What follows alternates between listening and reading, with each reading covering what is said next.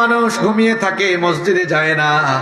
আমার বাবারা, আমার ভাইরা, সবাই একটু মহব্বতের সঙ্গে বলুন তো, আমরা যখন নামাজে যাই গোলামি হয় কার? আর আমরা যখন নামাজে যাই না, সবচেয়ে বেশি আনন্দিত হয় যে তার নাম কি?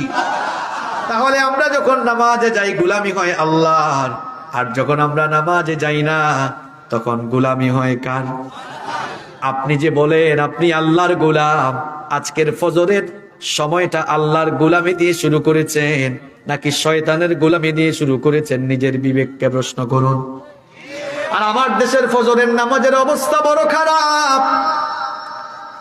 রাত 1টা পর্যন্ত ওয়াজ শুনে গেলেও অনেক ওয়াজের শ্রোতা, তাফসীর মাহফিলের শ্রোতা আছে, ঘুম থেকে উঠে ফজরের নামাজে যায় না। অবশ্য এই চিত্র মনে হয় রাজবাড়িতে নাই। 1টা পর্যন্ত ওয়াজ শুনে যাওয়ার পরে যদি ফজরের নামাজ আপনি আদায় করতে না পারেন, মনে রাখবেন 2 ঘন্টা 3 ঘন্টার ওয়াজ আপনার কোনো কাজে লাগে না। শ্রোতার কথা কি বলতাম, মাহফিলের কমিটির মধ্যে অনেকে আছে নামাজ পড়ে না। এইরকম অবস্থা হলে তো চলবে না। আর আমার দেশের ফজরের নামাজের অবস্থা বড় করুন। দেখা যায় আমাদের দেশে ফজরের নামাজের চাইতে জানাজার নামাজে মানুষ কম না বেশি? আর একটু জোরে দেখবেন এই মিয়াপাড়া এলাকায়, না এই এলাকা না অন্য এলাকা দিয়ে উদাহরণ দেই, পরে আবার অনেকে ভাববে হুজুর কি আমার কথা কইয়া গেল নাকি।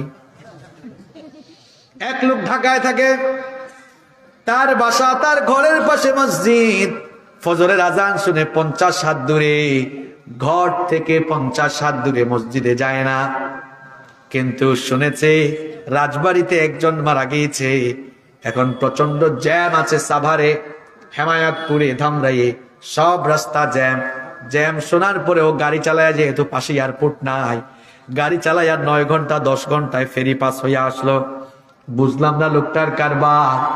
ঘর থেকে 50 হাত দূরে ফজরের নামাজে গেল না, কিন্তু ঢাকা থেকে রাজবাড়িতে আসলো জানাজার নামাজে শরীক হওয়ার জন্য।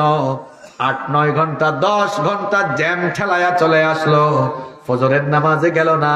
50 হাত দূরে, কিন্তু 8-9 ঘন্টা জার্নি করে জানাজার নামাজে আসলো। মতলব বোঝা লাগবে, ফজরের নামাজের আগে বক্তব্য দেওয়ার সুযোগ নাই, জানাজার নামাজের আগে বক্তব্য দেওয়ার সুযোগ আছে।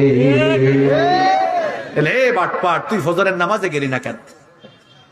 আবার কিছু মানুষ আছে, এরা পুরা সপ্তাহে নামাজে যায় না, কেবলমাত্র জুমার দিন আসলে জুমার দিনে নামাজে যায়। এইরকম সাপ্তাহিক নামাজি রাজবাড়ি এলাকায় নাই। এখন আপনি যে আল্লাহর গোলাম, দেখি আগে আবার প্রশ্নটা করে নেই, বলেন তো আপনারা সবাই গোলাম কার? আরো জোরে বলেন কার? রাগ করবেন না, একদিনে নামাজ হলো 5 বার, 7 দিনে হয় 5-7 35 বার। শয়তান যা আপনাকে এমন ধোঁকা দিল, ধোঁকা দিতে দিতে 1 ওয়াক্ত কেবল নামাজে গেলেন, 34 ওয়াক্ত শয়তান আপনাকে প্রতারণার ফাঁদে ফেলে আটকে ফেললো।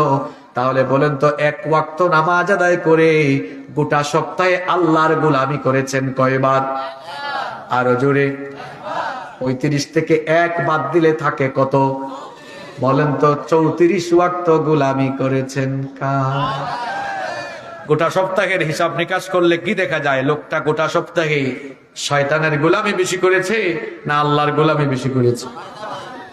রব্বুল আলামিন সূরাতুল মুলকের মধ্যে সেই কথা বললেন, الذي خلق الموت والحياة ليبلوكم أيكم أحسن عملا।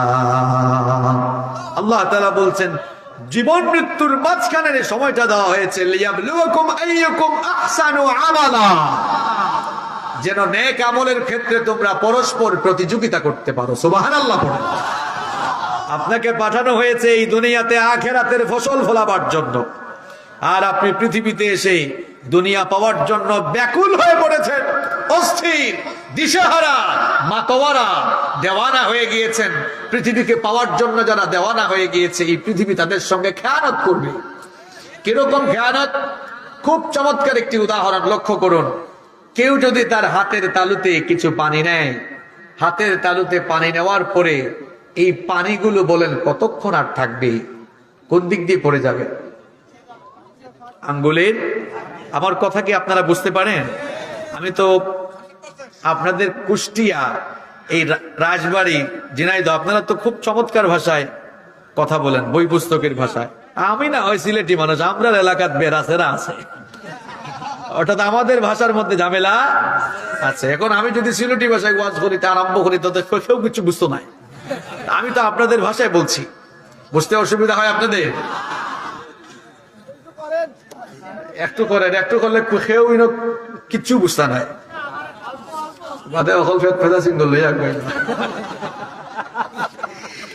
যাই হোক, আমি বলছিলাম জন্ম মৃত্যুর মাঝখানের সময়টার নাম হচ্ছে জীবন। এই জীবন থাকবে না, এ জীবন চলে যাবে। এটা দেওয়া হয়েছে নেক আমলের জন্য। আপনি দুনিয়া পাওয়ার জন্য ব্যাকুল হয়ে গিয়েছেন, লাভ নাই। হাতের মধ্যে পানি নিলে আঙ্গুলের ফাঁক দিয়ে যেমন সব পড়ে যায়, আঙ্গুলের ফাঁক যেমন আপনার সঙ্গে খেয়ানত করবে, ঠিক তেমনি দুনিয়া পাওয়ার জন্য যারা অস্থির হয়ে গিয়েছে, দুনিয়াও তাদের সঙ্গে খেয়ানত করে তাকে কবরে পাঠিয়ে দিবে। কেউ আমরা এই দুনিয়াতে থাকবো না। আমাদের পূর্বপুরুষ যারা কেউ পৃথিবীতে থাকেন না, আমরাও থাকবো না, আমরা সবাই চলে যাব। এই পৃথিবীতে আমাদেরকে সৃষ্টি করা হয়েছে, পৃথিবীতে আমাদেরকে পাঠানো হয়েছে যার গোলামি করার জন্য। সবাই একটু আওয়াজ দিয়ে বলুন তো তিনি কে? কোরআনুল কারীমের 51 নম্বর সূরা, সূরাতুয যারিয়াত 56 নম্বর আয়াতে রব্বুল আলামিন বললেন, ওয়ামা খালাকাতুল জিন্না ওয়াল ইনসা ইল্লা লিয়াবুদুন। I didn't create the jinkind and mankind except my worship. আল্লাহ তাআলা বলছেন, আমি পৃথিবীতে জিন আর মানুষকে সৃষ্টি করেছি কেবল আমার গোলামের জন্য। আমরা সবাই গোলাম কার? আরেকটু জোরে বলেন, আমরা গোলাম কার? এখন আপনি যে আল্লাহর গোলাম, এই গোলামের পরিচয় দেওয়া লাগবে না? আপনি যে আল্লাহর গোলাম, এটা কেবল মুখে বললেই হবে না। এজন্য আপনাকে প্রত্যেক দিন আল্লাহর গোলামের পরিচয় দেওয়া লাগবে। প্রত্যেকটি দিন ঘুম থেকে উঠা থেকে নিয়ে শুরু করে ঘুমাতে যাওয়া পর্যন্ত 24টি ঘন্টা কাটাতে হবে যার বিধান অনুযায়ী। তিনি কি? দেখুন তো, আপনি আল্লাহর গোলাম হিসেবে নিজেকে পরিচয় দেন, কিন্তু দেখুন তো চিন্তা করে আদৌ কি আপনি নিজেকে আল্লাহর গোলাম বানাতে পেরেছেন কিনা? বলেন তো। দিন শুরু হয় একটা সালাত দিয়ে, সেই সালাতের নাম কি? আর একটু জোরে বলেন। এই রাজবাড়ী পাংশা এলাকায় দেখবেন ফজরের আজান যখন হয়, অনেক মানুষ ঘুমিয়ে থাকে, মসজিদে যায় না। আমার বাবারা, আমার ভাইরা, সবাই একটু মহব্বতের সঙ্গে বলুন তো, আমরা যখন নামাজে যাই গোলামি হয় কার? আর আমরা যখন নামাজে যাই না, সবচেয়ে বেশি আনন্দিত হয় যে তার নাম কি? তাহলে আমরা যখন নামাজে যাই গোলামি হয় আল্লাহর, আর যখন আমরা নামাজে যাই না তখন গোলামি হয় কার? আপনি যে বলেন আপনি আল্লাহর গোলাম, আজকের ফজরের সময়টা আল্লাহর গোলামি দিয়ে শুরু করেছেন নাকি শয়তানের গোলামি দিয়ে শুরু করেছেন? নিজের বিবেককে প্রশ্ন করুন। আর আমার দেশের ফজরের নামাজের অবস্থা বড় খারাপ। রাত 1টা পর্যন্ত ওয়াজ শুনে গেলেও অনেক ওয়াজের শ্রোতা, তাফসীর মাহফিলের শ্রোতা আছে, ঘুম থেকে উঠে ফজরের নামাজে যায় না। অবশ্য এই চিত্র মনে হয় রাজবাড়িতে নাই। 1টা পর্যন্ত ওয়াজ শুনে যাওয়ার পরে যদি ফজরের নামাজ আপনি আদায় করতে না পারেন, মনে রাখবেন 2 ঘন্টা 3 ঘন্টার ওয়াজ আপনার কোনো কাজে লাগে না। শ্রোতার কথা কি বলতাম, মাহফিলের কমিটির মধ্যে অনেকে আছে নামাজ পড়ে না। এইরকম অবস্থা হলে তো চলবে না। আর আমার দেশের ফজরের নামাজের অবস্থা বড় করুন। দেখা যায় আমাদের দেশে ফজরের নামাজের চাইতে জানাজার নামাজে মানুষ কম না বেশি? আর একটু জোরে দেখবেন এই মিয়াপাড়া এলাকায়, না এই এলাকা না, অন্য এলাকা দিয়ে উদাহরণ দেয়, পরে আবার অনেকে ভাববে হুজুর কি আমার কথা কইয়া গেল নাকি? এক লোক ঢাকায় থাকে, তার বাসা, তার ঘরের পাশে মসজিদ। ফজরের আজান শুনে 50 হাত দূরে, ঘর থেকে 50 হাত দূরে মসজিদে যায় না, কিন্তু শুনেছে রাজবাড়িতে একজন মারা গিয়েছে। এখন প্রচন্ড জ্যাম আছে সাভারে, হেমায়তপুরে, ধামরাইয়ে, সব রাস্তা জ্যাম। জ্যাম শোনার পরেও গাড়ি চালায়, যেহেতু পাশে এয়ারপোর্ট নাই, গাড়ি চালাইয়া 9 ঘন্টা 10 ঘন্টায় ফেরি পাস হইয়া আসলো। বুঝলাম না লোকটার কারবার। ঘর থেকে 50 হাত দূরে, ফজরের নামাজে গেল না, কিন্তু ঢাকা থেকে রাজবাড়িতে আসলো জানাজার নামাজে শরীক হওয়ার জন্য। 8-9 ঘন্টা 10 ঘন্টা জ্যাম ঠেলায়া চলে আসলো, ফজরের নামাজে গেল না, 50 হাত দূরে, কিন্তু 8-9 ঘন্টা জার্নি করে জানাজার নামাজে আসলো। মতলব বোঝা লাগবে, ফজরের নামাজের আগে বক্তব্য দেওয়ার সুযোগ নাই, জানাজার নামাজের আগে বক্তব্য দেওয়ার সুযোগ আছে। এলে বাটপার, তুই ফজরের নামাজে গেলি না কেন? আবার কিছু মানুষ আছে এরা পুরা সপ্তাহে নামাজে যায় না, কেবলমাত্র জুমার দিন আসলে জুমার দিনে নামাজে যায়। এইরকম সাপ্তাহিক নামাজি রাজবাড়ী এলাকায় নাই। এখন আপনি যে আল্লাহর গোলাম, দেখি আগে আবার প্রশ্নটা করে নেই, বলেন তো আপনারা সবাই গোলাম কার? আরো জোরে বলেন কার? রাগ করবেন না, একদিনে নামাজ হলো 5 বার, 7 দিনে হয় 5-7 35 বার। শয়তান যা আপনাকে এমন ধোঁকা দিল, ধোঁকা দিতে দিতে 1 ওয়াক্ত কেবল নামাজে গেলেন, 34 ওয়াক্ত শয়তান আপনাকে প্রতারণার ফাঁদে ফেলে আটকে ফেললো। তাহলে বলেন তো 1 ওয়াক্ত নামাজ আদায় করে গোটা সপ্তাহে আল্লাহর গোলামি করেছেন কয়বার? আরো জোরে। 35 থেকে 1 বাদ দিলে থাকে কত? বলেন তো 34 ওয়াক্ত গোলামি করেছেন কার? গোটা সপ্তাহের হিসাব নিকাশ করলে কি দেখা যায়? লোকটা গোটা সপ্তাহে শয়তানের গোলামি বেশি করেছে না আল্লাহর গোলামি বেশি করেছে? সবচেয়ে আজীব ব্যাপার কি জানেন? চাকরি করে, ব্যবসা করে, সকাল 9টায় দোকান খোলা লাগবে, 9টায় অফিসে ঢোকা লাগবে, নইলে চাকরি থাকবে না। প্রত্যেকের হাতেই তো এখন স্মার্টফোন আছে, তাই না? এজন্য 8টার সময় অ্যালার্ম সেট করে নিজের বিবিকে, বউকে বলে, বউ ডেকে দিও যেন 8টায় উঠে রেডি হইয়া 9টার আগে যাইতে পারি। আমি বুঝলাম না ভাই, 9টায় দোকান খোলার জন্য বা অফিসে যাওয়ার জন্য 8টায় অ্যালার্ম দিয়ে আপনি ঘুম থেকে উঠতে পারলে কোন শয়তান আপনাকে ধরলো যে ভোর 5:30টায় অ্যালার্ম দিয়ে ফজরের নামাজে উঠে নামাজে যেতে পারলেন না? কোন শয়তানের সঙ্গে বসবাস আপনার? হ্যাঁ, ঠিক তো কইলেন, খালি ঠিক কইয়া চলে যাইয়েন না, কথাগুলোকে একটু দিলে লাগান যে হুজুর কি বলে যাচ্ছে। আজকে ওয়াজের বিষয় গোলামি হচ্ছে কার, এটাই বিষয়। সবাই বলেছেন গোলাম কার? আসলে কি হচ্ছে? 5 ওয়াক্ত নামাজ চলে যায়, আল্লাহর গোলামি হয় না।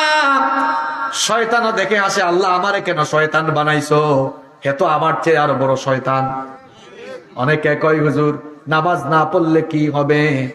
আমার ইমান তো ঠিক আছে। বলেন তো দেখি, দাঁত ব্রাশ না করে কেউ যদি কয় আমার মুখ পরিষ্কার, এই দাবিটা যৌক্তিক নাকি অযৌক্তিক? দাঁত ব্রাশ না করে নিজেকে ইমানদার দাবি করা যেমন অযৌক্তিক, তেমনি নামাজ ছেড়ে দিয়ে নিজেকে মুসলমান দাবি করাও সম্পূর্ণ অযৌক্তিক। নবীজি বলেছেন, বাইনাল আবদি ওয়াল কুফরি তারকুস সালাহ, আল্লাহর বান্দা আর কাফেরের মধ্যে পার্থক্যই হলো নামাজ ছেড়ে দেওয়া। আল্লাহর বান্দা কখনো নামাজ ছাড়তে পারে? Keep in your mind, salat is the key of success. Salat is the key of paradise. নামাজ হচ্ছে সফলতার চাবি, নামাজ হচ্ছে জান্নাতের চাবি। আরে ভাই, আপনার যে দুর্বল ঈমান আপনাকে মসজিদে আনতে পারে না, এ দুর্বল ঈমান কি করে আপনাকে জান্নাতে ঢুকাবে? নিজের বিবেককে প্রশ্ন করুন আপনি। এজন্য জীবনের সফলতার জন্য আর আল্লাহর গোলামীর পরিচয় দেওয়ার জন্য একজন ইমানদারের প্রথম কাজ হলো 5 ওয়াক্তের নামাজ ঠিক করা। নামাজ ছাড়বেন আপনারা?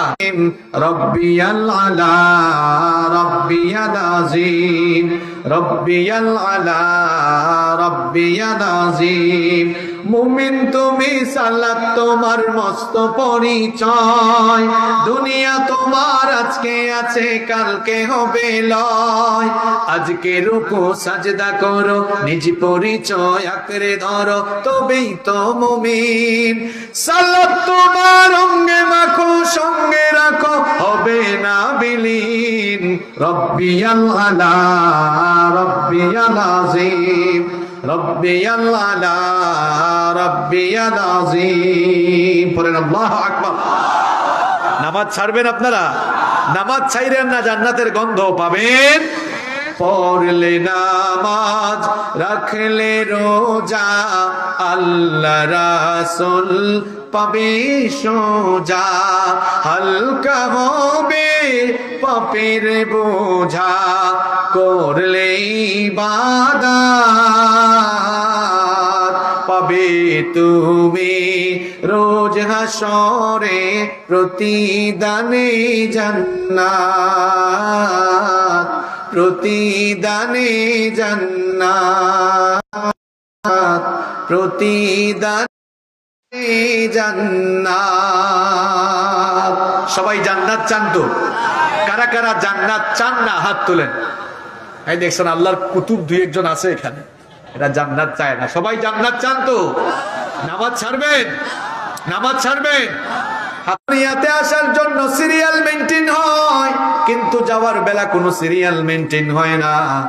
দেখুন পৃথিবীতে আসার জন্য চমৎকার সিরিয়াল আছে। প্রথমে আসেন দাদা, এরপরে বাবা, তারপর ছেলে, অতঃপর দাদার ঘরে নাতি হয়। এইরকম দুনিয়াতে আসার চমৎকার সিরিয়াল আছে, কিন্তু থেকে যাওয়ার কোনো সিরিয়াল নাই।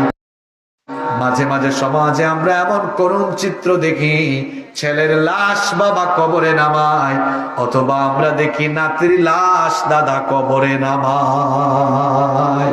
আছে না নাই? চোখের পলকে আমরা লাশ হয়ে যেতে পারি। আজ রাতে বাড়িতে গেছেন, তারপরে আমার বাপ চাচারা থেকেছেন, অতঃপর সেই বাড়িতে আমরা, আমাদের জেনারেশন আমরা থেকেছি, বিয়ে শাদী করে আমাদের ছেলে মেয়েরা থেকেছে। আমার বড় কিছু ভাইরা তারা তাদের ছেলে মেয়ে বিয়ে দিয়ে নাতি নাতনি পেয়ে গিয়েছে। এখন বলেন দাদার আমলে করা বাড়ি, দাদা নাই, বাপ চাচা কেউ নাই, আমাদের সবাই দুনিয়া থেকে চলে গিয়েছে। আমরা আছি কবে? আমরাও চলে যাব। আমাদের ছেলে মেয়েরা নাতি নাতনিরা এখন আসতেছে। বলুন তো বাড়িটা যারা বানিয়েছিলেন তারা কেউ কি আছে? কথা বলেন, কেউ কি আছে? বাড়ি বাড়ির জায়গায় পড়ে আছে। আপনি বাড়িওয়ালা থাকতে পারবেন? এই মিয়াপাড়া এমন বহু বাড়ি আছে দেখবেন, বাড়ি বহু আগে, বাড়িওয়ালা নাই। আহারে এমনও তো বহু বাড়িওয়ালা আমরা দেখেছি, বাড়ি বানাচ্ছে, বয়স 48-49 বছর হয়ে গিয়েছে, বেসমেন্ট দিয়ে বাড়ি করে ফেলেছে, রং করা বাকি, ওই সময়ে চলে গিয়েছে, মারা গিয়েছে। আছে না নাই? নতুন বাড়িতে উঠতেও পারে নাই। সবচেয়ে বড় কথা হলো আপনি দুনিয়া থেকে চলে যাওয়ার পর বেশি না, মাত্র 2 শতাব্দীর ব্যবধানে আপনার পরবর্তী জেনারেশন আপনাকে ভুলে যাবে। যেমন আমি আমার দাদার বাবার নাম জানি না, আপনি হয়তো জানবেন, কিন্তু আমি যদি আপনাকে বলি আপনার দাদার দাদার বাবার নাম বলেন, গোল আলু খাবেন সবাই, কেউ পারবেন না। একথা কেন বলেছি? দেখুন আপনার দাদার বাবা আজ থেকে 200 বছর আগে পৃথিবীতে ছিল। 200 বছরের ব্যবধানে পরবর্তী প্রজন্ম আপনি তার নাম ভুলে গিয়েছেন। একই পরিণতি আপনার হবে। আপনি যে সন্তানদের জন্য টাকা পয়সা ঘর বাড়ি এগুলো করতে গিয়ে নামাজ ছেড়ে দেন, আল্লাহর বিধান লঙ্ঘন করে নিজেকে আল্লাহর গুলামের পরিবর্তে শয়তানের গুলাম বানিয়ে ফেলেছেন। মনে রাখবেন এই জায়গা জমি টাকা পয়সা গাড়ি বাড়ি আপনার ছেলে মেয়ে সবকিছু জায়গায় থাকবে, আপনি থাকবেন না, আপনি চলে যাবেন।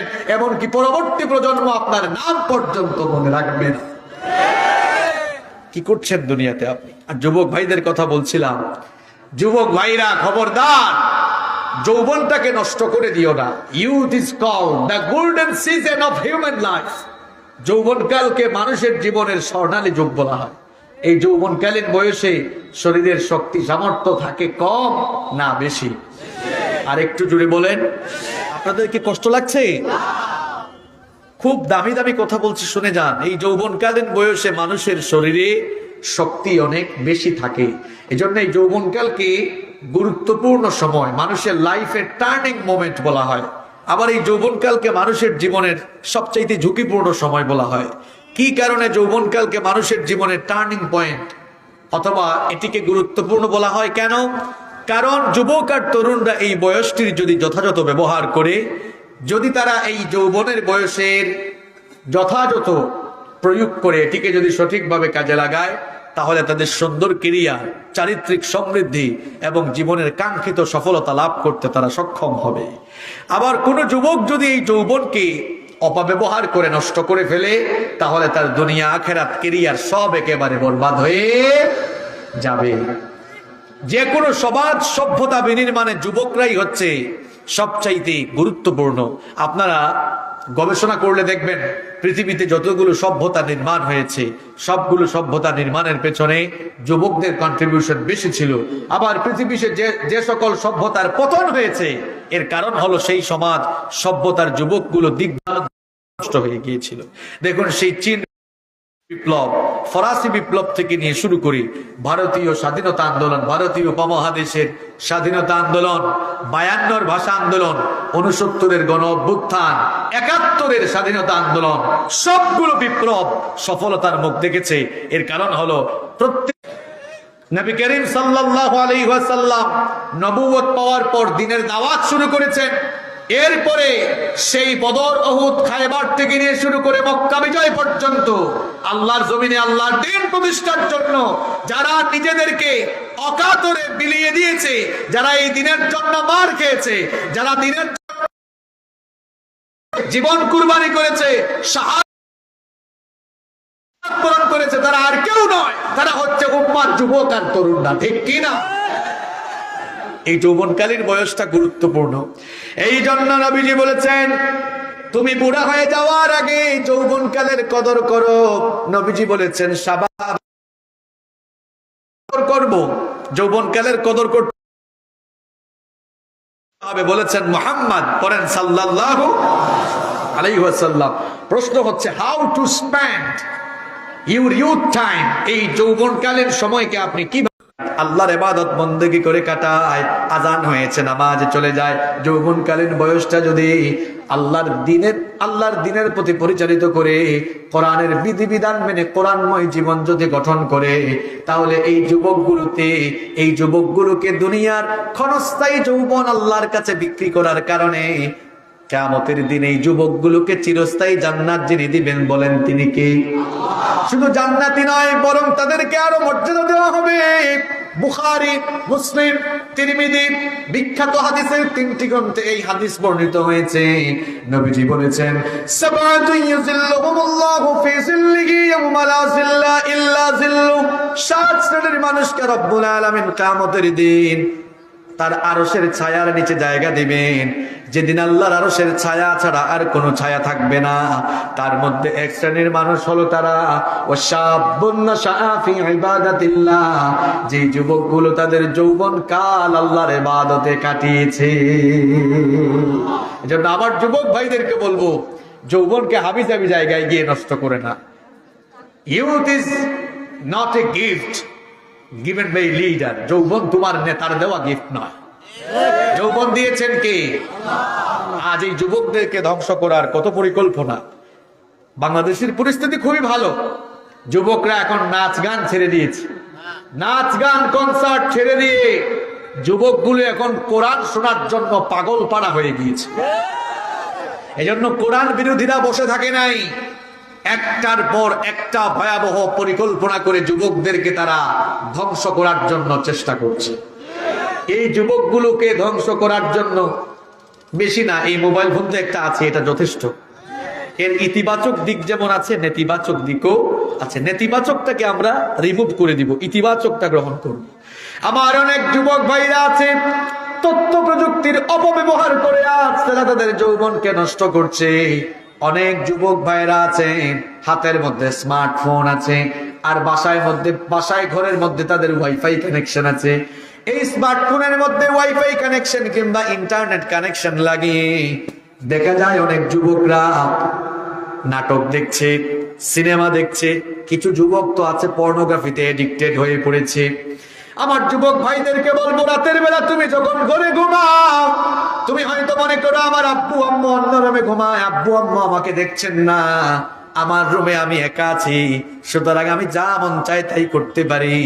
আমার ভাই, তুমি যা মন চায় তা করতে পারো না, কারণ তোমার মা বাপ তোমাকে না দেখলেও একজন তো ঠিকই দেখেন। বলেন তিনি কে? যাদের হৃদয়ে আছে আল্লাহর ভয়, তারা কবু পথ ভুলে যায় না। আল্লাহর প্রেম ছাড়া এই দুনিয়ায় কারো কাছে কোনো কিছু চায় না, কারো কাছে কোনো কিছু চায় না। বলেন, অন্তরে আল্লাহর ভয় থাকলে তাকে আল্লাহর পথ থেকে আর দূরে রাখা যাবে? এই জন্যই বলেছি, যাদের হৃদয়ে আছে আল্লাহর ভয়, তারা কবু পথ ভুলে যায় না। আল্লাহর প্রেম ছাড়া এই দুনিয়ায় কারো কাছে কোনো কিছু চায় না, কারো কাছে কোনো কিছু চায় না। ঠিক কিনা? এই যুবকগুলোকে ধ্বংস করার জন্য কি করা হচ্ছে দেখেন, কি আজীব অবস্থা। মদ এটা হারাম করেছে, অবৈধ করেছে মোল্লা না আল্লাহ। সুতরাং যে মদকে আল্লাহ তাআলা অবৈধ করে দিয়েছেন, সে মদকে বৈধ করার দুঃসাহস দেখায় যারা, সরাসরি আল্লাহর সঙ্গে সীমা লঙ্ঘন করে আল্লাহর সাথে আল্লাহর সঙ্গে যুদ্ধ ঘোষণা করে দেয় তারা। আপনারা শুনেছেন ইতিমধ্যে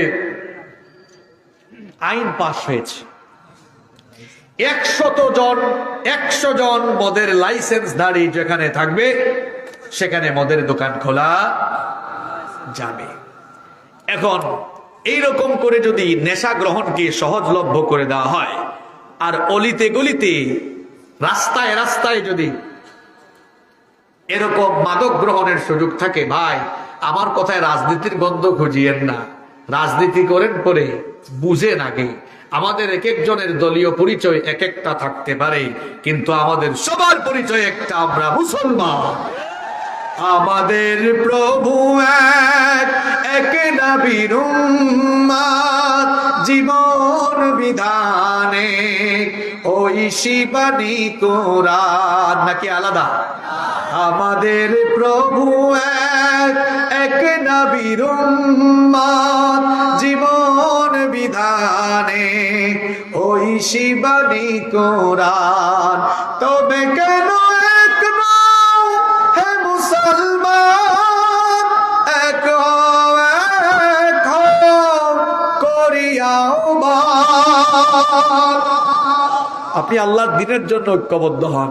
এই যে মদের লাইসেন্স কিংবা নেশা যদি সহজলভ্য হয়ে যায়, রাজনীতি পরে কইলেন না, ঐশীর কথা কি মনে আছে আপনাদের? আপনার ছেলে মেয়েরাই যদি অলিতে গলিতে মদ খাওয়ার সুযোগ পায়, ঐশীর মতো, ঐশীর মা বাপের মতো কিন্তু কপাল আপনারা পড়তে পারে।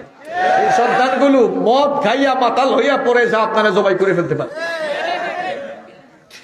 মাদকের নেতিবাচক দিকগুলো আপনাদের সামনে তুলে ধরি। যখন মাদক, মদ কিংবা যে কোনো ধরনের মাদক যখন বাড়বে, সমাজ, সভ্যতা, পরিবার নষ্ট হবে। কিভাবে? মনে করেন রাস্তার মধ্যে ড্রাইভাররা গাড়ি চালাচ্ছে, আপনাদের কষ্ট হচ্ছে? বাস্তবিক কথাগুলো এই জন্য বলছি, সরাসরি বললে অনেকে রাজনীতির গন্ধ খুঁজবে, এই জন্য একটু বাস্তবিক আকারে বুঝাই দিই। রাস্তায় রাস্তায় যদি মদের দোকান পাওয়া যায়, মনে করেন এক ড্রাইভার বউয়ের সাথে ঝগড়া করে বের হয়েছে। পারিবারিক সমস্যা তো সবারই আছে, এটা হুজুরেরও আছে, খেজুরেরও আছে না? পারিবারিক ঝামেলা কার নাই আমাকে বলেন? সবার পরিবারে কম হোক বেশি হোক ঝামেলা। ইউটিউবাররা আবার দিয়ে দিও না যে হুজুরের পরিবারে ঝামেলা আছে, থামবেন।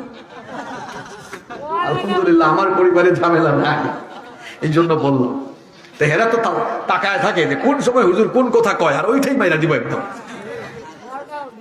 না। তবে তাদেরকে দিয়ে অনেক খেদমত হচ্ছে, তাদের কারণেই তো আপনার আমার মা বোনরা ঘরে বসে ওয়াজ শুনতে পারে, ঠিক কিনা? সুতরাং এরাও দিনের দায়ী হিসাবে ভূমিকা পালন করছে, আলহামদুলিল্লাহ। আল্লাহ সবাইকে তাকওয়ার সাথে দায়িত্ব পালনের তৌফিক দাও।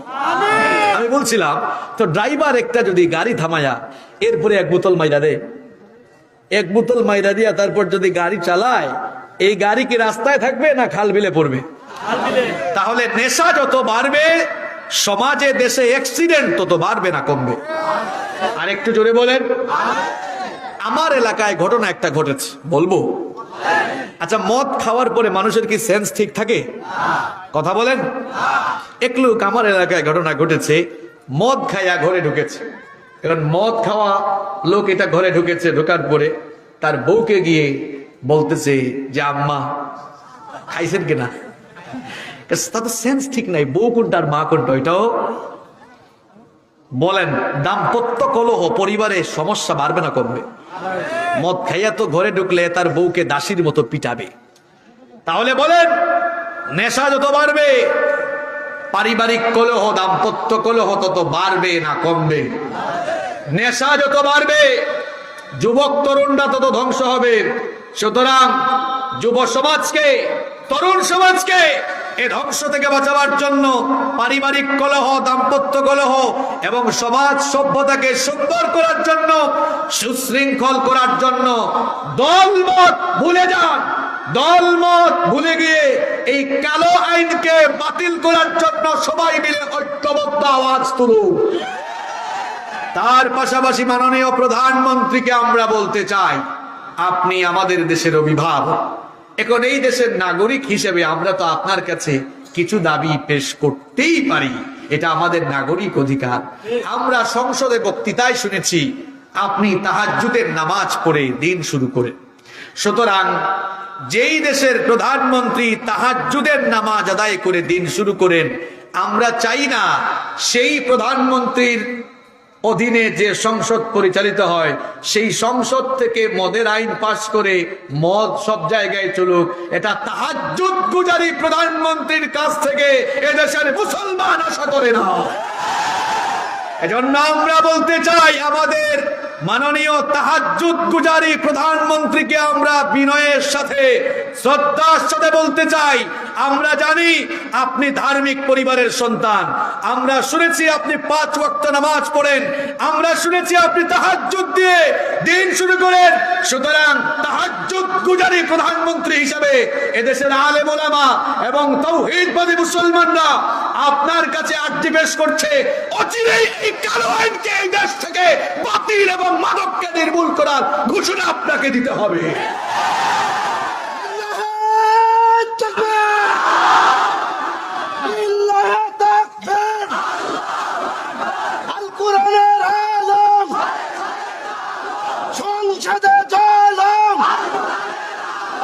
ইসলামের শত্রু রাম,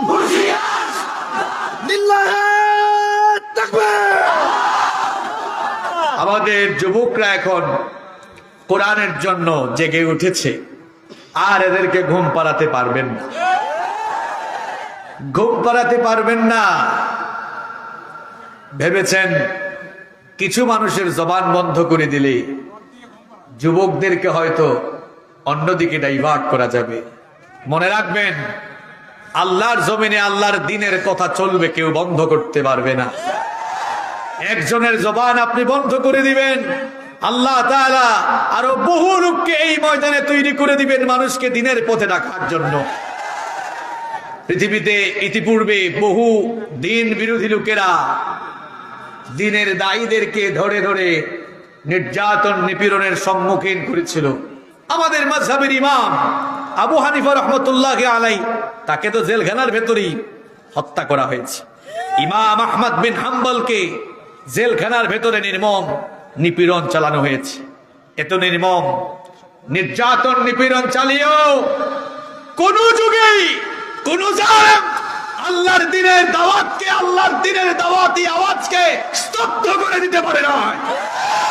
বরং যুগে যুগে যারাই আল্লাহর জমিনে আল্লাহর দ্বীন কায়েমের আন্দোলনকে স্তব্ধ করতে চেয়েছে, তারাই বংশশুদ্ধা নির্মূল হয়ে ধ্বংসের রাস্তা করে নিক্ষিপ্ত হয়েছে।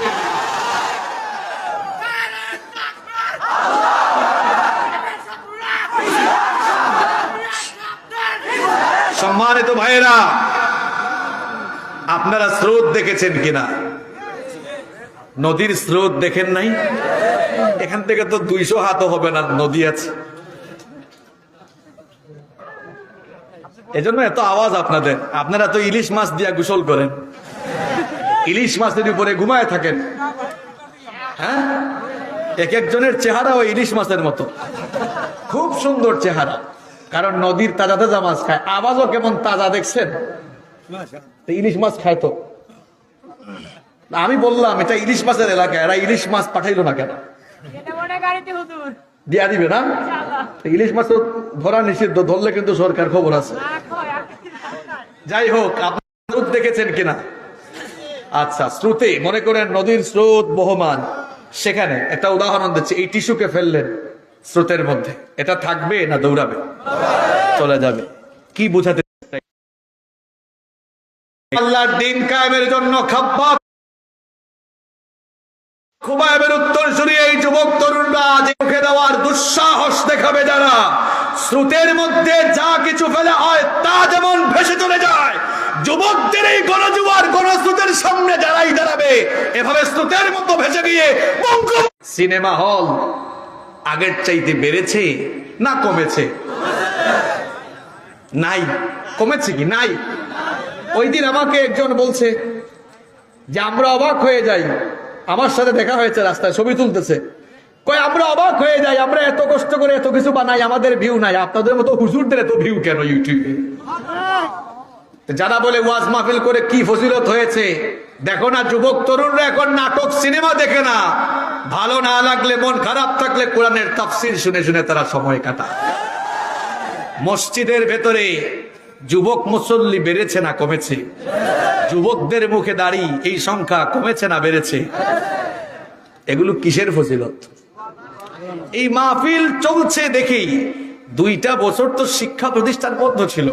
আমি ওই দিন একজনকে বললাম, এই 2 বছর যদি ওয়াজ মাহফিল অনেক জায়গায় অনেক কারণে বন্ধ ছিল, কিন্তু টোটালি বন্ধ থাকলে তো যুবকগুলো আদব কায়দাও একদম ভুলে যাইতো।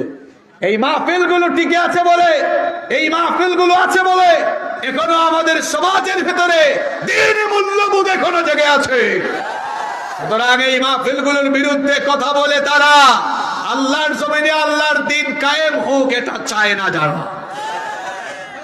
এই যুবকগুলোকে নষ্ট করার কত প্ল্যান পরিকল্পনা। যে যুবকগুলোর হাতে যুবক বয়সে কোরআন হাদিস বই খাতা কলম শোভা পায়, কিছু মানুষ তাদের স্বার্থ হাসিলের জন্য যুবকগুলোর হাতে মাদক তুলে দিয়েছে, ইয়াবা বাবা, তারপরে তাদের হাতে AK-47 পর্যন্ত তুলে দিয়েছে। যুবক ভাইরা, আমার কলেজার টুকরা ভাইরা, তোমার এই যৌবন স্বার্থবাদী মহল, স্বার্থবাদী লোকদের পেছনে গিয়ে তাদের পিছনে বিলীন করলেন। আলাসনা আলাল হক, আমরা কি হকের উপরে প্রতিষ্ঠিত নই? নবীজি তখন বললেন বালা, অবশ্যই আমরা হকের উপরে প্রতিষ্ঠিত আছি। তখন ওমর রাদিয়াল্লাহু আনহু তিনি বললেন, যদি আমরা সত্যিকার অর্থেই হকের উপরে প্রতিষ্ঠিত থাকি, তাহলে এখনো আপনার সাহাবীরা গোপনে নামাজ পড়ে কেন? এখনো কেন গোপনে গোপনে দাওয়াত চলে? আমি ওমর গোপনে গোপনে কিছু করতে পারবো না, আমি যা করব সব দেখায়া করব। আল্লাহু আকবার। সাহস কম না বেশি? বুকের পাঠা দেখছেন কেমন? তখন ইসলাম গ্রহণকারী লোকদের সংখ্যা অত্যন্ত কম নাকি খুব বেশি? ওমর রাদিয়াল্লাহু আনহু নবীজিকে বললেন, নবী গো, আমাকে একটা পারমিশন দেন। নবীজি বললেন, কিসের পারমিশন? ওমর রাদিয়াল্লাহু আনহু তখন বললেন, আমি কাবার চত্বরের দিকে একটি মিছিল বের করতে চাই। নবীজি বললেন, যাও। অনুমতি দেওয়া হলো। ইসলাম গ্রহণকারী লোকদের সংখ্যা খুব কম ছিল, এদেরকে লাইনে দাঁড় করিয়ে মিছিলকে নেতৃত্ব দিলেন ইসলামের 2 বীর সিপাহসালার, একজন হামজা রাদিয়াল্লাহু আনহু আর একজন ওমর রাদিয়াল্লাহু আনহু। স্লোগান উঠে গেল, লিল্লাহি তাকবীর, লিল্লাহি তাকবীর। এটা ওমরের স্লোগান হইছে নি? তো ওমরের মতো আওয়াজ দেন, লিল্লাহি তাকবীর। গোটা মক্কায় এই আওয়াজ, এই ধ্বনি প্রতিধ্বনিত হলো। আবু জাহাল বলল, নতুন করে এই স্লোগান দেয় কারা? কয়েকজন বের হয়ে দেখে কারবার, হায় হায় হায় হায়, সামনে কারে দেখা যায়? আরো জোরে বলেন। ফিরে এসে আবু জাহালকে বলল, স্যার ঘটনা খারাপ। কয় কি হয়েছে? কয় ওমরকে তো ওদের মিছিলের সামনে দেখা যায়। কয় কি বলো? তো আমার বিশ্বাস হয় না। আবু জাহাল উকি দিয়া দেখে, সত্যিই তো ওমরকে সেখানে দেখা যায়। এর আগ পর্যন্ত মুসলমানরা বের হইলেই তো কাফেরের গোষ্ঠীরা পিঠাইতো। এখনো দেখবেন এদের নামে কেউ নাই, কিন্তু এই স্বভাবের মানুষ আছে, ইমানদারদেরকে দেখলেই তারা তাদের উপরে ঝাঁপাইয়া পড়ে। আবু জাহাল দেখলো কয়েকজন বেরোইতেছে পিটাবার জন্য। আবু জাহাল কয়ে, মরার কি খুব শখ জাগছে নাকি রে? আজ মিছিলের সামনে কেউ যদি কারো বউকে বিধবা বানাতে চাও, যা অমরের সামনে যাও। কেউ যদি নিজের সন্তানকে এতিম বানাতে চাও, অমরের সামনে যাও। দেখেছেন যুবক ভাইরা কি করেছে? যুবকরাই শক্তিশালী করে তুলেছে গোটা পৃথিবীতে। আজ মুসলিম আকাশ বাতাসকে আরো একবার প্রকম্পিত করতে পারে। গোটা দুনিয়ার বাতিল শক্তিদের যার ভেতরে কম্পন শুরু হয়ে যাবে। আপনাদের মতোই তো যুবক ছিলেন উমাইর ইবনুল হুমাম। পৃথিবীতে এমন বহু নজির আছে যে সংখ্যায় কম হয়েও সংখ্যাধিক্যকে হারিয়ে দিয়েছে। আছে না নাই? আছে। এটার কারণে কঠিন না, কঠিন হচ্ছে বদরে যারা মুখোমুখি হবে এরা রক্ত সম্পর্কের করে আত্মীয়তের চেতনায় টান মারে, তাহলে এই বদরের মাঠে আমাদের পরাজয় ঘটবে। নবীজি চিন্তিত হয়ে গেলেন। মিকদাদ বিন আমর রাদিয়াল্লাহু আনহু দাঁড়ালেন। فقام المقداد بن عمر বুখারীর হাদিস, দাঁড়িয়ে তিনি বললেন, ইমতিলি মা আওয়াকাল্লাহ ফানাহনু মাআক। নবী গো, আল্লাহ আপনাকে যেদিকে আদেশ করেছেন সেদিকে আমাদেরকে নিয়ে চলুন। ওয়াল্লাহি নাকুলু লাকা কামা ক্বালাত বনু ইসরাঈল লিমূসা। আমরা বনি ইসরাইলের নবী মুসা আলাইহিস সালামের উম্মতের মতো আপনার সাথে আচরণ করব না। বনি ইসরাইলের নবী মুসা আলাইহিস সালাম তার উম্মতদেরকে নিয়ে আল আরদুল মুকাদ্দাসায় গিয়েছিলেন যুদ্ধে, আর তার উম্মতরা সেখানে গিয়ে বলেছিল মুসা, তুমি আর তোমার আল্লাহ গিয়া কাফেরদের সাথে যুদ্ধ করো, আর আমরা দাঁড়ায় দাঁড়ায় এখানে দেখি। মিকদাদ রাদিয়াল্লাহু আনহু বলেন, আমরা এদের মতো আচরণ করব না, বরং আমরা বলছি ইযহাব আনতা ওয়া রাব্বুকা ফাকাতিলা ইন্না মাআকুমা মুকাতিলুন। আমরা বলছি আপনি আমাদেরকে নিয়ে চলুন যেদিকে আল্লাহ আমাদেরকে নিয়ে যেতে বলেছেন। যতক্ষণ আমাদের দেহে প্রাণ থাকবে ততক্ষণ আমরা আল্লাহ আর তার রাসূলের জন্য লড়াই করে যাব। আল্লাহু আকবার। নবীজি বললেন, এই যদি তোমাদের মনোবাসনা হয়, কুমু ইলা জান্নাতিন আরদুহা কাআরদিস সামাওয়াতি ওয়াল আরদ, এই যদি তোমাদের মনোবাসনা হয়, চলো সেই জান্নাতের দিকে, যেই জান্নাতকে আল্লাহ তাআলা তোমাদের মতো শাহাদাত পাগল লোকদের জন্য আসমান জমিন কত বড়, এর চেয়ে আরো বড় করে বানিয়েছেন। সুবহানাল্লাহ। একজন আনসারী সাহাবী, সাহাবীরা দুই প্রকার, মুহাজির আর আনসার। মুহাজির কারা? যারা মাইগ্রেট করে হিজরত করে মক্কা থেকে মদিনায় গিয়েছেন তাদেরকে বলা হয় মুহাজির। আর হিজরত করে আসা সাহাবীদেরকে যারা সাহায্য করেছেন, আশ্রয় দিয়েছেন, তাদেরকে বলা হয় আনসার। একজন আনসারী সাহাবী, নাম হচ্ছে উমাইর ইবনুল হুমাম, বয়সে একেবারে তরুণ, জওয়ান, যুবক। তিনি এই বক্তব্য শুনে বললেন, বাহ বাহ ইয়া রাসূলুল্লাহ, পড়েন সাল্লাল্লাহু। এটা আঞ্চলিক শব্দ যার অর্থ হলো মা আহসানাহু ওয়া মা আযমাহু, অর্থাৎ কি ফ্যান্টাস্টিক, কি চমৎকার কথা আপনি বলেছেন নবী। আজ আমরা এখানে জীবন দিয়ে দিলে আসমান জমিনের চাইতে আরো বিশাল জান্নাত আমরা পাবো। নবীজি বললেন, বালা, অবশ্যই। এই কথা শুনে যুবক সাহাবী, আনসারী সাহাবী বললেন, লা ইন আনা হুয়িতু আন আকুলা তামারাতি হাদিহি ইন্নাহা লাহায়াতুন তাওয়িলা। তিনি বললেন, আপনার জবান থেকে এই কথা শোনার পর এখন আমি যদি খেজুর খাইতে খাইতে সময় নষ্ট করি, তাহলে তো জান্নাতে যেতে আমার লেট হয়ে যাবে। খেজুরের প্যাকেট হাত থেকে ফেলে দিয়ে উলঙ্গ তরবারি হাতে নিয়ে লড়াই করতে করতে অনেকগুলো কাফেরকে জাহান্নামে পাঠিয়ে তিনিও শহীদ হয়ে গেলেন। বদরের শহীদদের লাশগুলো যখন একত্রিত করা হলো, তখন এই যুবক সাহাবীকে দেখিয়ে সাহাবীরা বলেছিলেন, নবী গো, এটাকে চিনেছেন? ওই যে খেজুর খায় নাই, জান্নাতে যাওয়ার জন্য পাগল পাড়া হয়েছে আপনার বক্তব্য শুনে। নবীজি তখন বললেন, সবাই সাক্ষী থাকো, ইন্নাহু মিন আহলিহা, নিশ্চয়ই সে আল্লাহর প্রতিষ্ঠিত ওই জান্নাতের ওয়ারিস হবে। সুবহানাল্লাহ। এই ঘটনা কেন শুনিয়েছি? যুবকরাই তাদের শরীরের তাজা রক্ত ঢেলে দিয়ে, এমনকি তাদের জীবনকে আল্লাহর রাস্তায় বিলীন করে দিয়ে আল্লাহর জমিনে আল্লাহর দ্বীন ইসলাম কায়েম করেছে। এই যুবকগুলো যদি ঐক্যবদ্ধ হয়ে যায়, তাহলে দেখবেন সমাজ সভ্যতা আস্তে আস্তে করে দ্বীনের পরিবেশে ফিরে আসবে ইনশাআল্লাহ। আমার যুবক ভাইদেরকে বলবো, হাবিজাবি জায়গায় গিয়ে সময় নষ্ট করবা না। এই যৌবন বয়সে মেয়েদের পেছনে ঘুরে সময় নষ্ট করো না। চরিত্র গঠন করো আল্লাহ নবী ইউসুফ আলাইহিস সালামের মতো। ইউসুফ আলাইহিস সালাম যাকে আল্লাহ তাআলা এই দুনিয়ার অর্ধেক সৌন্দর্য দান করেছিলেন, যাকে দেখে সেই যুগের সুন্দরী রূপসী নারীরা ফল কাটতে গিয়ে নিজেদের আঙ্গুলগুলো তারা কেটে ফেলে দিয়েছিল। এত সুন্দর সুপুরুষ তিনি ছিলেন। তিনি যে ঘরের ভেতরে থাকতেন, ওই ঘরের দুষ্ট মহিলা জুলাইখা ইউসুফ আলাইহিস সালামকে প্রত্যেক দিন তার চোখের সামনে দেখে সে তার রূপে মুগ্ধ হয়ে একদিন নির্জনে তার দাসীর মাধ্যমে একেবারে খাস কামরায় তাকে নিয়ে আসলো। 7টি দরজা ছিল, সবগুলো দরজায় তালা লাগিয়ে দিল। ইউসুফ আলাইহিস সালাম লক্ষ্য করে দেখলেন দুষ্ট এই মহিলা এমন এক জায়গায় আমাকে নিয়ে এসেছে, সব দরজায় তালাবদ্ধ, সবগুলো দরজা বন্ধ, এখান থেকে পালাবার কোনো পথ নাই। আবার এই মহিলার ফিতনায় জড়ানো তার দ্বারা সম্ভব নয়। তিনি তখন আল্লাহ তাআলাকে ভয় করে আল্লাহর নাম নিয়ে তালাবদ্ধ দরজার দিকে যখন দৌড় দিলেন, আল্লাহ তাআলা তার উপরে খুশি হয়ে গিয়ে সবগুলো দরজা আপন কুদরতে তিনি খুলে দিলেন। আমার যুবকদের চরিত্র এমন হওয়া লাগবে, সামর্থ্য থাকলে বিয়ে করে ফেলবে, আর যদি সামর্থ্য না থাকে রোজা রেখে নিজের যৌবনকে হেফাজত করবে, মেয়েদের পেছনে ঘিরে নিজের যৌবনটাকে নষ্ট করবে। নবীজি তোমাদের ব্যাপারে সুসংবাদ দিয়েছেন আমার কলিজার টুকরা যুবক তরুণ ভাইরা শোনো। বুখারীর হাদিস, নবীজি বলেছেন মাইয়াকমাল্লি মা বাইনা লাহিয়াইহি ওয়া রিজলাইহি আযমানু লাহুল জান্নাহ। নবীজি বলেছেন যে ব্যক্তি তার দু চোয়ালের মধ্যবর্তী জায়গা অর্থাৎ জিহবা আর দু উরুর মধ্যবর্তী জায়গা অর্থাৎ লজ্জাস্থান, এই লজ্জাস্থান অর্থাৎ চরিত্রের হেফাজত যারা করবে, এর জিম্মাদারি যারা গ্রহণ করবে, কাল কিয়ামতের কঠিন দিনে আমি নবী নিজেও তাদের জন্য জান্নাতের জিম্মাদার হয়ে যাব। আমার যুবক ভাইদেরকে বলবো চরিত্রের জিম্মাদার হও, খবরদার বিপথে গিয়ে নিজের যৌবনকে নষ্ট করো না। আলোচনা শুরু করেছিলাম আমরা গোলাম কার? যৌবন বয়সে শয়তানের গোলামি নয়, কার গোলামি করে কাটাবো আমরা? আরো জোরে বলেন কার? এই কিতাবটা আমাদের জীবন পরিচালনার জন্য দিয়েছেন কি? এখন এই কিতাব আমরা নামাজে মানি কিন্তু সমাজে মানি।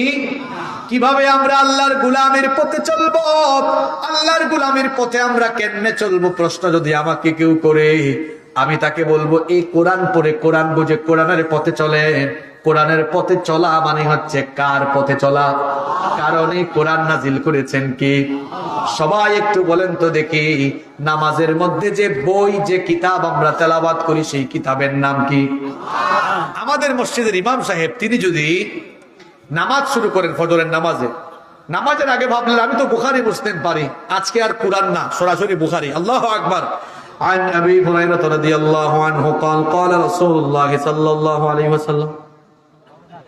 মিয়া পড়ার লোকেরা বলবে আমাদের হুজুর কি ব্যাককল হয়ে গেছে নাকি? কারণ সবাই জানে নামাজের ভেতরে একটি কিতাব থেকে তেলাওয়াত করা বাধ্যতামূলক।